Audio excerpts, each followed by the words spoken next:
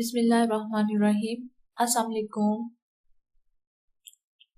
Welcome to our online coaching classes at the platform of Shah Rukh Alam College of Health Sciences, Multan. I am Mari Naseem and today our topic of discussion is anatomy of respiratory system. हम surface anatomy के पहले 2 chapter जो हैं वो cover कर चुके हैं, जिसमें हमने पढ़ा था anatomy of digestive system and anatomy of skeleton system. In 2 parts को हम कवर कर चुके हैं। आज हमने 3rd पार्ट स्टार्ट करना है, रेस्पिरेटरी सिस्टम। इस चैप्टर में हम देखेंगे कि रेस्पिरेटरी सिस्टम होता क्या है, इसके कितने पार्ट्स होते हैं और वो पार्ट्स आपस में कैसे इंटरकनेक्ट होते हैं ताकि अपना जो है परफॉर्मेंस, अपनी रेस्पिरेशन का प्रोसेस है उसको ठीक से परफॉर्म कर सकें। रेस्पिरेटरी सिस्टम यानी कि जिसे हम उर्दू में निज़ाम तनफ़ुस भी कहते हैं। तनफ़ुस को अगर हम इंग्लिश में देखें, सिंपल इंग्लिश में ब्रीदिंग, सांस लेने का अमल जो होता है, ठीक है, ब्रीदिंग का प्रोसेस, तो ये उसकी होती है एनाटमी ऑफ रेस्पिरेटरी सिस्टम। फिर क्वेश्चन आता है माइंड में कि इसका मतलब है हम इसको कह सकते हैं anatomy of breathing system. No, हम इसको सिर्फ एनाटमी ऑफ रेस्पिरेटरी सिस्टम कहेंगे। ब्रीदिंग सिस्टम क्यों नहीं कहेंगे? क्योंकि हमारा जनरल ये बच्चों का मिसकंसेप्ट बना होता है कि जो रेस्पिरेटरी सिस्टम है वो बस अंदर तनफ़ुस है, सांस अंदर ले जाना और बाहर निकालना। हालांकि ऐसे नहीं होता। जो ये रेस्पिरेटरी सिस्टम है, ये सांस अंदर ले जाना और बाहर निकालना, ये उसका एक स्टेप होता है। ब्रीदिंग इज अ स्टेप और process of respiration but not the complete respiration. मुकम्मल रेस्पिरेशन का प्रोसेस नहीं होता। रेस्पिरेशन का मतलब क्या होता है? सिंपली अगर हम कहें आम जबान में या उर्दू में, अगर इसे हम ट्रांसलेट कर लें, ब्रेक डाउन ऑफ फूड होती है टू रिलीज द एनर्जी।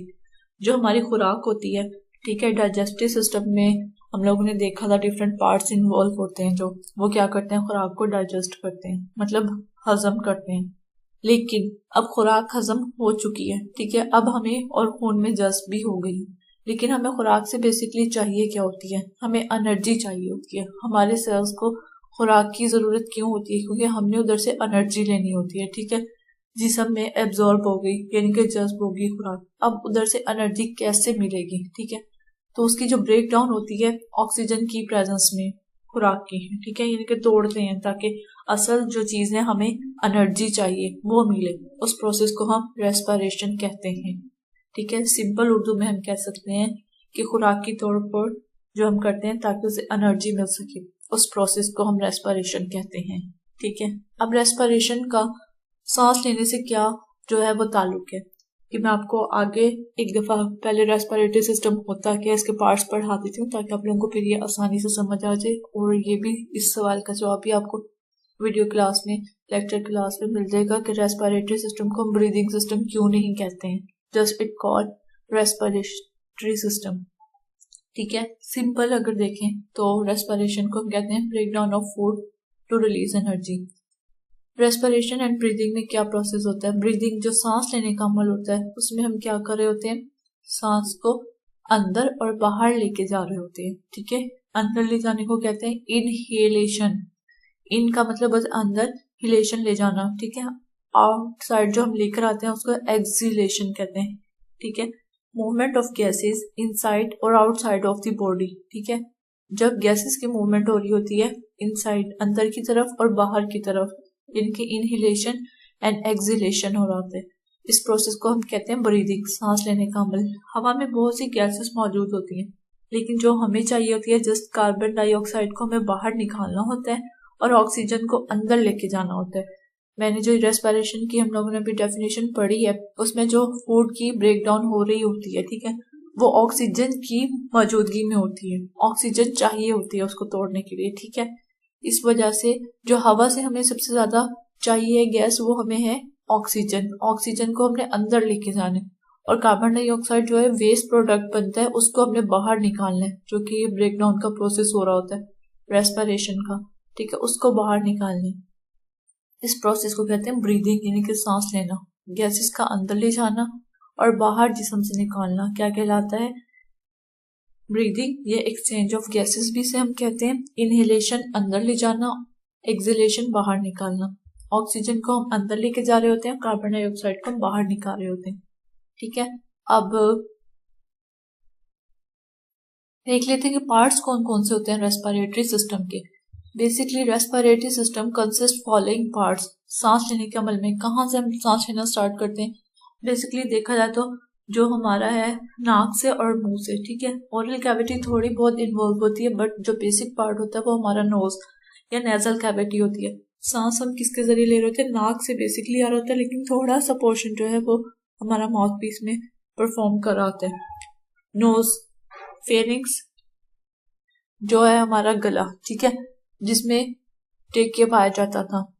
इसके बाद लेरिंग्स, लेरिंग्स नेक्स्ट पार्ट होता है, फेरिंग्स से बिल्कुल नीचे पड़ा होता है, हमारी वॉइस प्रोडक्शन कर रहा होता है ये, ठीक है। यानी कि जो हम बोलते हैं, स्पीच जो प्रोडक्शन है वो हमारी कहाँ से हो रही है? लेरिंग से। ट्रेकिया, वाइंड पाइप जिसे हम हवा की नाली कहते हैं, ब्रोंकाई, ब्रोंकाई आगे डिवाइड होकर ब्रोंकाइओस बनाते हैं, और लास्ट में हमारे पास होते हैं लंग्स, ठीक है। रेस्पिरेटरी सिस्टम का बेसिक यूनिट क्या होता है? हमारे पास वो लंग्स होते हैं। लंग्स, फेफड़े जो होते हैं, सबसे इंपॉर्टेंट पार्ट हमारे रेस्पिरेटरी सिस्टम का होते हैं। ये हमारे पार्ट्स होते हैं जो कि रेस्पिरेटरी सिस्टम में मौजूद होते हैं। कौन कौन से? Nose, pharynx, larynx, trachea, bronchi and lungs. इनको देख लेते हैं कि कैसे मौजूद होते हैं जिस्म में, ठीक है, रेस्पिरेटरी सिस्टम में। फॉर एग्जाम्पल ये ह्यूमन बॉडी है, ठीक है, इसके अंदर का पार्ट है ये वाला हिस्सा जो बिल्कुल नाक से शुरू होता है और यहाँ तक आ रहा होता है, ठीक है। नेजल बोन्स जो पढ़ाई थी आपको, ठीक है, उसमें नेजल कैविटी कहलाता है। ओरल कैविटी जो मुंह का हिस्सा होता है, ठीक है। ये नेजल कैविटी यानी कि नाक से अगर अंदर की तरफ जाते रहे तो पहला सबसे पार्ट जो होता है वो हमारे पास होता है फेरिंग्स, ठीक है। फेरिंग्स हलक या गला जिसे हम कहते हैं। उसमें क्या होता है? 2 पाइप्स मैंने बताया था गुजरी होती हैं फेरिंग से। कौन कौन सी? एक इसोफिगस और दूसरी ट्रेकिया गुजरती है, ठीक है। इसोफिगस खुराक की नाली होती है और ट्रेकिया जिसे हम कहते हैं हवा की नाली, एयर पाइप या जिसे हम विंड पाइप भी कहते हैं, ठीक है। जो फेरिंग्स होता है इसके अंदर एपिग्लोटिस मौजूद होता है। एपिग्लोटिस क्या करता है कि जब खुराक आती है तो ये हवा की नाली को कवर कर देता है, ठीक है। अदरवाइज जो है हवा की नाली का जो है ढक्कन वो खुला रहता है, ये हवा की नाली को कवर नहीं करता है, इस वजह से हवा का जो है एक्सचेंज होता रहता है, इजीली आती रहती है। नेक्स्ट है एपिग्लोटिस के बाद जो नेक्स्ट पार्ट आता है वो आता है लेरिंग्स। लेरिंग्स जो होता है हलक के बिल्कुल नीचे वाला हिस्सा होता है, ठीक है, ये वाला पार्ट। फेरिंग्स होता है हमारा गला या हलक होता है, इससे बिल्कुल जो नीचे होता है लेरिंग्स, जो हमारी वोकल कॉर्ड्स को बनाता है। वोकल का मतलब होता है वॉइस से निकले आवाज को पैदा करता है, ठीक है। आवाज पैदा करने वाला सिंपल अगर से कहें तो हम बॉक्स भी कहते हैं, ठीक है। वॉइस ऑपरेटर्स यानी कि जहां से हमारी आवाज पैदा होती है, लेरिंग्स से हमारी आवाज पैदा होती है। इसके बिल्कुल नीचे जो होता है एक ring like pipe like structure होता है, ट्रेकिया, ठीक है। उसमें क्या होता है? रिंग की तरह के जो होते हैं, रिंग लाइक, नॉट रिंग्स, ठीक है। रिंग की स्ट्रक्चर कैसी होती है? रिंग किस शेप की होती है? गोल, ठीक है, सर्कुलर होती है। इसकी जो होती है ना ट्रेकिया पे रिंग लाइक स्ट्रक्चर्स होते हैं, यानी कि सी शेप भी हम कह सकते हैं, मुकम्मल कवर नहीं होते, उसने इसे कवर किया होता है। कार्टिलेज के ये बने हुए होते हैं, ठीक है, कार्टिलेज से बने हुए होते हैं ये सारे के सारे। पूरी ट्रेकिया को इन्होंने कवर किया होता है। इनका बेसिक मकसद क्या होता है कि ट्रेकिया जो है, जो हमारी विंड पाइप है, हवा की नाली, ये कोलैप्स ना हो जाए, यानी कि सुकड़ ना जाए। इसलिए कार्टिलेज क्या होती है? नरम होती है, फोल्डिंग का काम भी कर सकती है, ठीक है।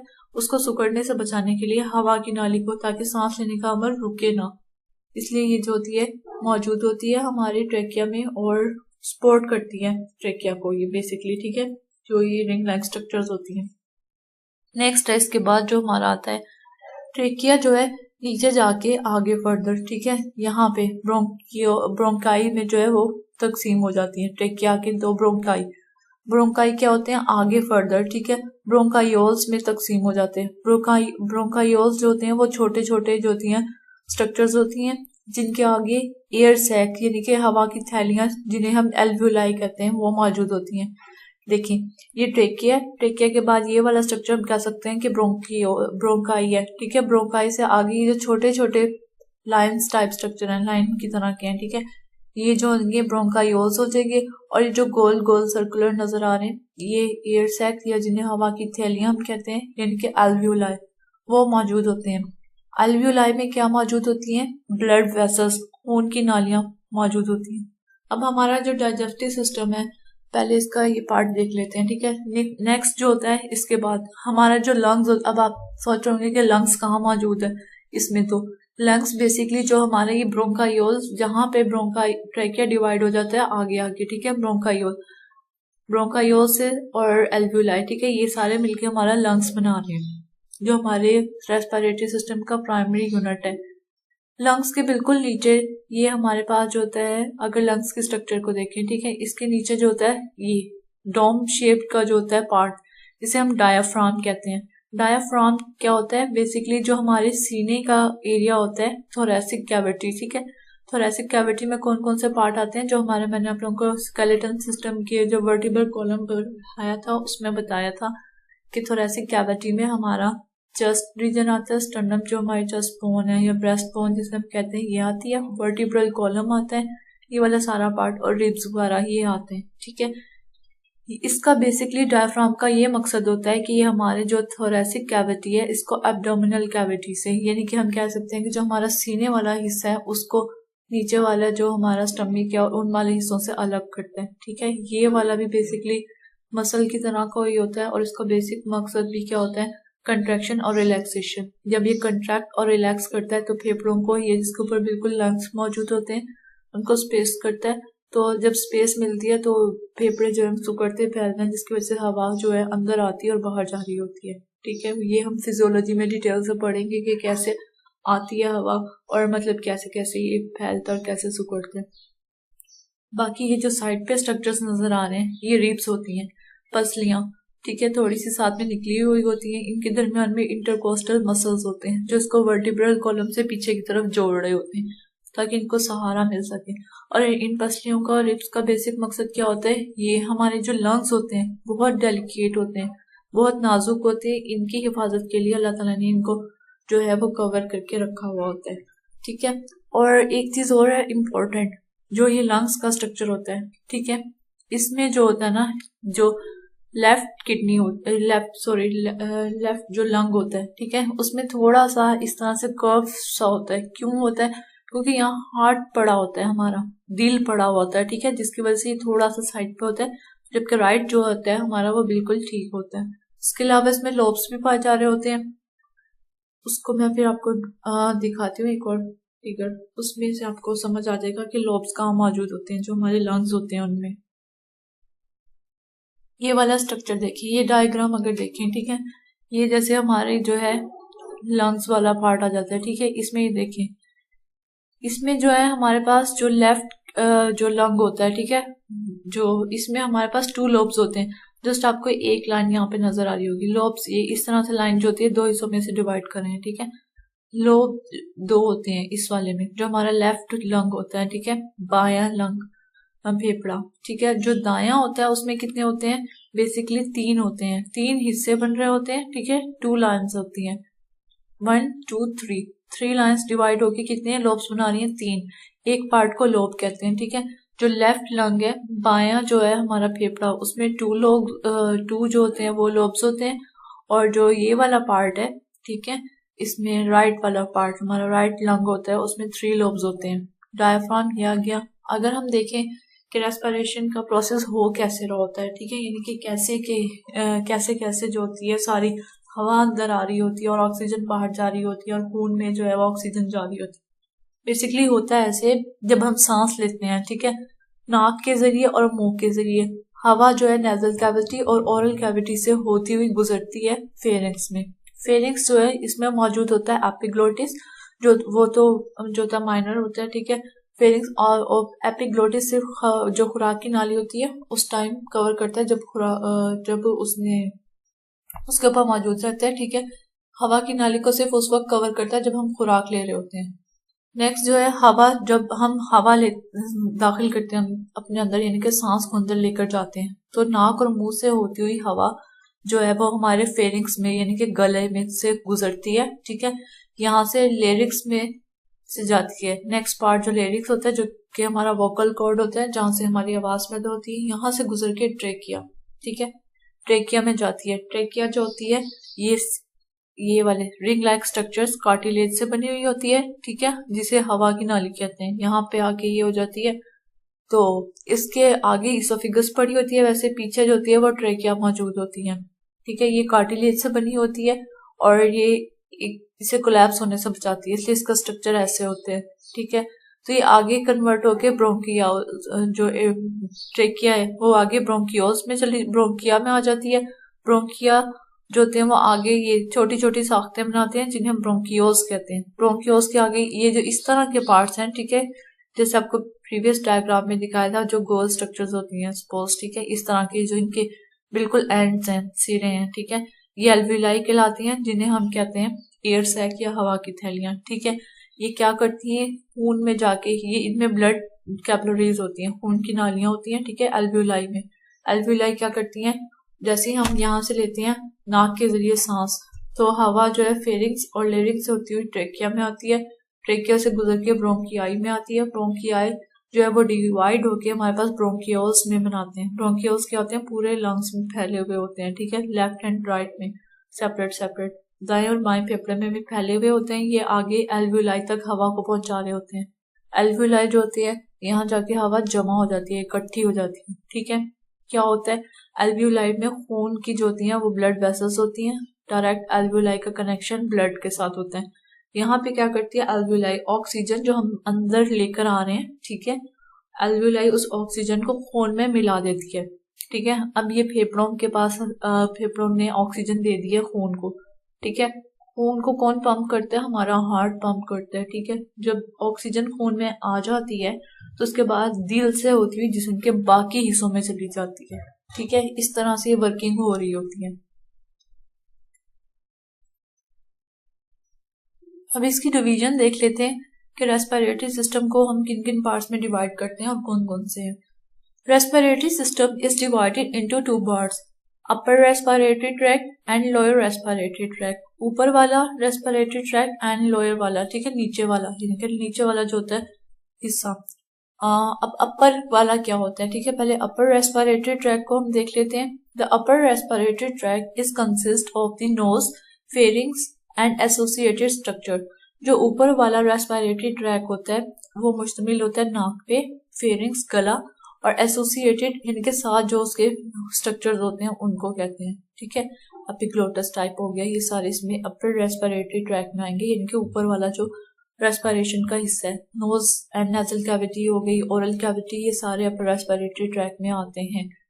लोअर रेस्पिरेटरी ट्रैक अगर हम देखते हैं तो lower respiratory tract is consisting of larynx, voice box जिसे हम कहते हैं, ठीक है, ट्रेकिया, विंड पाइप या एयर पाइप जिसे कहते हैं, ब्रोंकियाई, ब्रोंकाइओस एंड लंग्स जो बनाते हैं एल्वियोलाई। ठीक है, इन पे कंसिस्ट करते हैं। हम क्यों डिवाइड करते हैं रेस्पिरेटरी ट्रैक को अपर एंड लोअर में, क्योंकि रेस्पिरेटरी ट्रैक जो होता है हमारा सांस लेने का, हवा क्योंकि अंदर जा रही होती है, बहुत ज्यादा बीमारियां इससे हो सकती हैं। इस वजह से अपनी आसानी के लिए, ताकि डिजीजेस को डायग्नोस करना आसान हो, हम रेस्पिरेटरी सिस्टम को इन टू पार्ट्स में डिवाइड करते हैं, अपर एंड लोअर में। ठीक है, इसलिए इनकी डिजीजेस भी जो होती हैं ऐसे कहते हैं कि upper respiratory diseases and lower respiratory diseases, जो कि इन पार्ट से रिलेट करती है। नेक्स्ट है हमारे पास ये डायग्राम आप लोगों को समझ आ गई होगी। ठीक है, अपर रेस्पिरेटरी ट्रैक में कौन कौन से पार्ट आते हैं, यानी कि हमारे पास नोज आ जाएगा, फेरिंग्स आ जाएगा, और एसोसिएटेड स्ट्रक्चर जो है उसमें हमारे पास जैसे ओरल कैविटी है, एपिग्लोटिस टाइप है। ठीक है, लेरिक्स जो है वो लेरिक्स जो होता है इसका कुछ पार्ट जो होता है वो अपर में आता है और कुछ जो है वो लोअर पार्ट में आता है, लोअर रेस्पिरेटरी ट्रैक में आता है। आगे अगर हम लोअर में स्पेसिफिक देखें तो हमारे पास ट्रेकिया, ब्रोंकाई, ब्रोंकाइओल्स एंड एल्वियोलाई, ये आते हैं पार्ट्स। ठीक है, बेसिकली प्राइमरी यूनिट हमारा रेस्पिरेटरी सिस्टम का लंग्स होता है, डायाफ्राम जो होता है वो सपोर्ट कर रहा होता है। ठीक है, और ये सेपरेशन करता है थोरेसिक कैविटी की एंड एब्डोमिनल कैविटी की। नेक्स्ट है हमारे पास, ठीक है, फंक्शनली अगर हम देखें काम करने के लिहाज से, तो अपर एंड लोअर रेस्पिरेटरी ट्रैक को हम conduction zone and respiratory zone में डिवाइड करते हैं। ठीक है, कंडक्ट का मतलब होता है भेजना, कंडक्शन जोन यानी कि जो भेजता है। बेसिकली जो हमारा अपर रेस्पिरेटरी ट्रैक है, अगर हम देखें नाक से लेके ब्रोंकाइओस तक सिर्फ ऑक्सीजन को लेके जाया जा रहा है। ठीक है, लेकिन और बाहर ले जाया जा रहा है कार्बन डाइऑक्साइड को। ठीक है, लेकिन इसमें कोई रेस्पिरेशन का प्रोसेस नहीं हो रहा, ब्लड में एक्सचेंज नहीं हो रहा, तो इसको कंडक्शन जोन कहते हैं, ठीक है, यानी कि जो लेके जाता है। इसका काम क्या होता है, बेसिकली फिल्टर करना होता है, गर्म करना होता है हवा को, और नरम गीला करता है हवा को, ताकि इजीली जो है फ्रिक्शन ना हो सके, रगड़ ना खाए, और लंग्स तक इजीली, फेफड़ों तक हवा पहुंच जाए, ठीक है, ऑक्सीजन ताकि हमारे इजीली पहुंच जाए। रेस्पिरेटरी जोन यानी कि जहाँ पे रेस्पिरेशन का प्रोसेस होता है वो जस्ट एल्वियोलाई में होता है, क्योंकि वहां पे ब्लड वेसल्स मौजूद होती हैं, जिसकी वजह से खून जो है उधर आता है और वहां से ले लेता है सारी की सारी ऑक्सीजन को। फिर आगे इम्पोर्टेंट चीज एक और जो है रेस्पिरेटरी म्यूकोसा, ठीक है, कैसे म्यूकस और ये कैसे क्या चीज होती है इसके अंदर जो कि ये पैदा करती है, या हवा जो गुजर रही होती है उसको गर्म करती है और जो है नमदार बनाती है। क्योंकि अगर ड्राई एयर होगी तो वो तो जो भी हमारा रेस्पिरेटरी ट्रैक है उसको फ्रिक्शन उसमें काज करेगी, इसलिए जो रेस्पिरेटरी म्यूकोसा होता है बेसिकली ये एपिथेलियल सेल्स की लेयर होती है जो कि म्यूकस बनाती है। म्यूकस क्या होते हैं, ठीक है, म्यूकस जिसे आम जबान में फॉर एग्जाम्पल हम बलगम भी कह सकते हैं।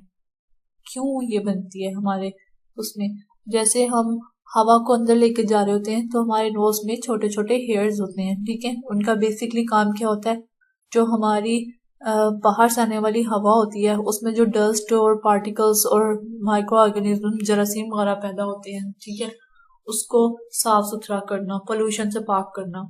जैसे ही नाक से हवा गुजरती है तो जो डस्ट है वो तो यहाँ पे नाक में हमारे नोज में कलेक्ट हो जाती है, ठीक है, जमा हो जाती है डस्ट, जो आगे है साफ हवा भेजी जाती है, लेकिन कुछ जो बैक्टीरियाज होते हैं या माइक्रो ऑर्गेनिजम्स होते हैं, ठीक है, जरासीम वगैरह होते हैं, वो आगे जब चले जाते हैं, या कुछ और बड़े पार्टिकल्स, ठीक है, जैसे डस्ट पार्टिकल्स हो गए कुछ, वो तो इकट्ठे हो जाते हैं, तो जो अंदर चले जाते हैं ना, तो आगे हमारा जो ये रेस्पिरेटरी सिस्टम खत्म होता है जहां से, ठीक है, इसमें सीलिया टाइप के स्ट्रक्चर होते हैं जो अपर रेस्पिरेटरी ट्रैक है इसमें, ठीक है, सीलिया, वो क्या करते हैं, म्यूकस पैदा करते हैं, जो यानी कि ऐसे पार्टिकल्स जो ऊपर से बच जाते हैं फिल्टर होने से, अंदर दाखिल हो जाते हैं, उनको रोक लेते हैं, उनको रोक के क्या बनाते हैं, म्यूकस बना देते हैं। म्यूकस क्या करती है, फिर बॉडी से बाहर उसको निकाल दिया जाता है। इस तरीके से बस बेसिक पर्पस ये होता है कि लंग्स तक, हमारे फेफड़ों तक जो हवा जाए वो बिल्कुल साफ सुथरी हो और किसी किस्म के उसमें कोई पार्टिकल्स ना हो और जरासीम भी ना हो, ठीक है, क्योंकि बहुत डेलिकेट सिस्टम होता है ये, हमारा एल्वियोलाई जो होते हैं बहुत छोटे छोटे होते हैं, ठीक है। अब लास्ट मैंने आप लोगों को कहा था कि हम रेस्पिरेटरी सिस्टम को ब्रीदिंग सिस्टम क्यों नहीं कहते हैं, ठीक है, इसको क्यों रेस्पिरेशन का सिस्टम कहना है। आज इस क्वेश्चन का आंसर देख लेते हैं, क्यों रेस्पिरेशन क्या होती है, बेसिकली ब्रेक डाउन हो रही होती है एनर्जी की, ठीक है, खुराक की ब्रेक डाउन हो रही होती है एनर्जी हासिल करने के लिए। 3 बेसिकली स्टेजेस होती हैं, एक्सटर्नल, इंटरनल और सेलुलर, ठीक है। एक्सटर्नल स्टेज वो होती है, देखो रेस्पिरेशन में सिंपल क्या हो रहा होता है, हमने खुराक को तोड़ना होता है एनर्जी हासिल करने के लिए, ठीक है, तो सबसे पहले ऑक्सीजन की मौजूदगी में, ऑक्सीजन कहाँ से आती है, हवा से, तो पहला काम क्या करना है, हमने अंदर लेके जाना है गैसेस को, हवा को, ठीक है, तो वो प्रोसेस जो होता है अंदर ले जाने वाला एक्सटर्नल रेस्पिरेशन कहलाता है, जिसमें हम क्या करते हैं, फ्रॉम इनहेल टू एल्वियोलाई, ठीक है, यानी कि नाक से लेके एल्वियोलाई तक का सफर जो होता है हवा का, ठीक है, या ऑक्सीजन के जाने का, वो एक्सटर्नल रेस्पिरेशन कहला रहा होता है। ये इसकी स्टेजेस होती हैं। नेक्स्ट स्टेप क्या होता है, अब हवा अंदर चली गई है हमारी, ठीक है, नाक से ट्रेवल करती हुई एल्वियोलाई तक चली गई है, तो उसके बाद नेक्स्ट प्रोसेस जो होता है वो इंटरनल रेस्पिरेशन का होता है। इसमें क्या होती है, इसमें अब एल्वियोलाई से ऑक्सीजन ने टिश्यूज में जाना होता है। एल्वियोलाई में ब्लड वेसल्स होती हैं, खून की नालियां, ठीक है, वो क्या करती हैं, टिश्यूज में जाके ऑक्सीजन को ट्रांसफर करती हैं, ठीक है। अब ऑक्सीजन जो है वो हवा से कहाँ आ गई है, हमारा जो रेस्पिरेटरी सिस्टम है, रेस्पिरेटरी ट्रैक है, उससे गुजरती हुई आ गई है हमारे टिश्यूज के पास, ठीक है। टिश्यूज ने एनर्जी को यूज करना है, ठीक है, टिश्यूज क्या करेंगे, फिर इसमें सेल्स के लेवल पे ब्रेक डाउन करेंगे, एरोबिक कहते हैं ऑक्सीजन के प्रेजेंस में, ठीक है। सिंपल जो टिश्यूज के पास आती है तो इस सेल्स को देते हैं, और सेल्स क्या करते हैं, जो है ग़िज़ा है, हमारी फूड है, उसको तोड़ते हैं ताकि एनर्जी मिल सके। एटीपी नाम का एक मॉलिक्यूल होता है, ठीक है, जिसमें हमारी बॉडी में एनर्जी स्टोरेज होती है, जो कि डिफरेंट सेल्स होते हैं, डिफरेंट प्रोसेस हो रहे होते हैं, उसकी मौजूदगी में यूज हो रही होती है, ठीक है। सांस लेने का जैसे अमल होता है इसमें भी। ये हमारे बेसिकली था रेस्पिरेटरी सिस्टम का। आप लोगों ने जिसमें याद करने वाले पॉइंट्स हैं आप लोगों के, पॉइंट टू बी रिमेम्बर, ठीक है। कौन कौन से आपको पता हो रेस्पिरेटरी सिस्टम के पार्ट्स कौन कौन से हैं, ठीक है। इसकी divisions upper respiratory system and lower respiratory system है। अपर में हमारे पास कौन से पार्ट आते हैं, नोज आता है हमारा, फेरिंक्स आ जाता है और एसोसिएटेड स्ट्रक्चर आते हैं।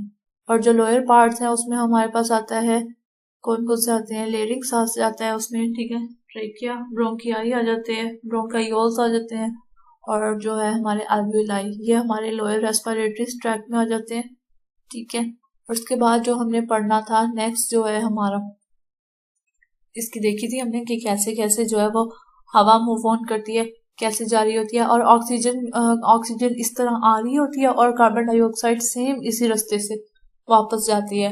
इनके खून से ऑक्सीजन जो है वो खून से जो है ऑक्सीजन देने के बाद कार्बन डाइऑक्साइड जो है ये ले लेती है एल्वियोलाई। एल्वियोलाई से बैक फ्लो होता है ब्रोंकायोल्स में, ब्रोंकियोल से जो होती है ब्रोंकाई में जाती है कार्बन डाइऑक्साइड, और यहाँ से होती है फिर नाक के जरिए बाहर निकाल दी जाती है। सेम यही जैसे ऑक्सीजन आ रही होती है उससे ऑपोजिट वे से होती हुई कार्बन डाइऑक्साइड जो कि वेस्ट मटेरियल होता है वो बाहर चली जाती है, ठीक है। बस या थैंक्स फॉर वॉचिंग वीडियो।